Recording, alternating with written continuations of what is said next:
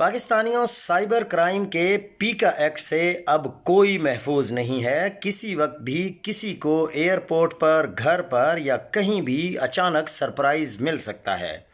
کوئی وارننگ، کوئی نوٹیفیکیشن، کسی طلبی کے بغیر FIR کٹ سکتی ہے اور آپ کو بتایا بھی نہیں جائے گا، بس اچانک آپ گرفتار ہوں گے یا عارف رند اور خولا چودھری کی طرح ایئرپورٹ پر دھر لیے جائیں گے۔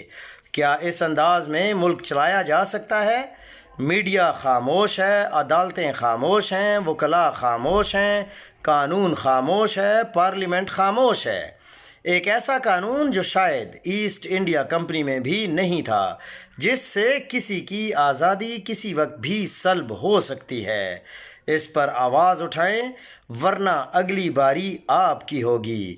انتہائی افسوسناک صورتحال ہے کہ ہم پتہ نہیں کدھر جا رہے ہیں اور سب کچھ سمجھ سے باہر چل رہا ہے۔